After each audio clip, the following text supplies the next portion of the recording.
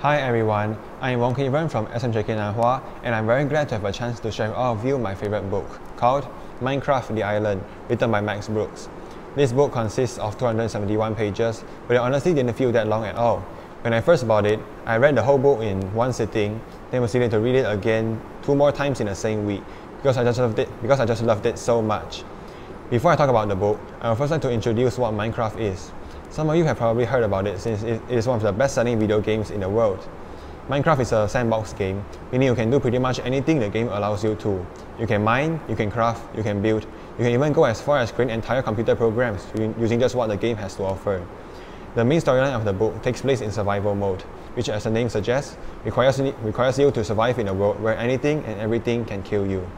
The story begins as our main character wakes up in the middle of an ocean.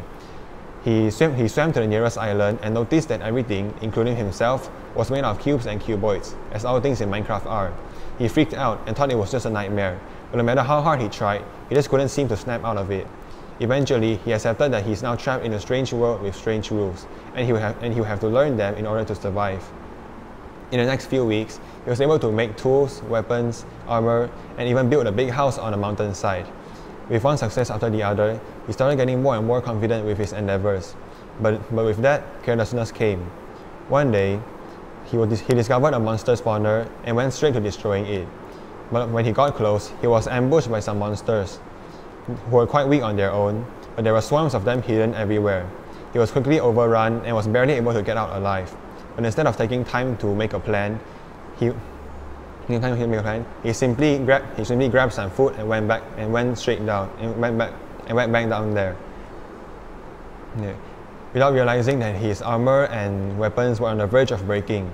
You see, he was too used to things going his way that when he faced a challenge for once, he couldn't think straight. All he wanted was revenge and the creatures who reintroduced him to fear. Of course, the fight didn't go his way, and he was trapped in a cave with no food, no tools, barely any armor, and monsters outside waiting to kill him. In these dire circumstances, he was able to use the knowledge he had gained to save himself.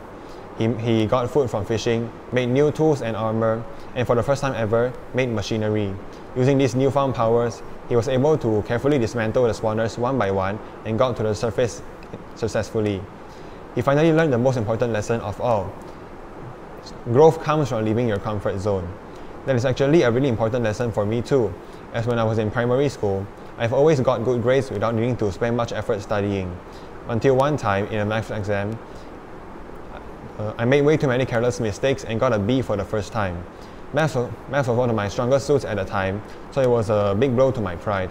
In that same year, I was barely able to pass in maths and got a B in English too, which was also my strong suit.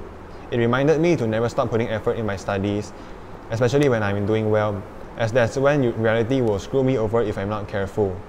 Staying in your comfort zone makes you start becoming lazy and you won't be able to grow, since all you encounter are things that you've dealt with in the past. By leaving your comfort zone, you'll be able to face new situations, learn new things, and gain wisdom.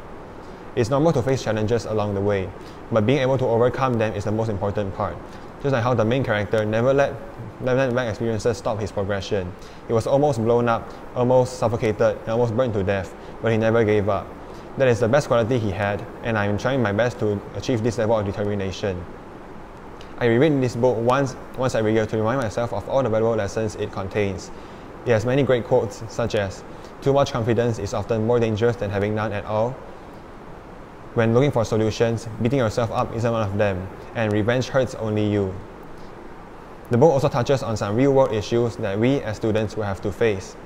When the world changes, you've got to change with it. In this era of modernization, everything is changing faster than ever. We can't stop it, which is why we have to do our best to not be left behind. That is all I'll be sharing for now. I highly recommend reading this book for yourself, since there are many more things that I couldn't touch on in this video. But with that, I thank you for staying here till the end. Have a good one. Bye!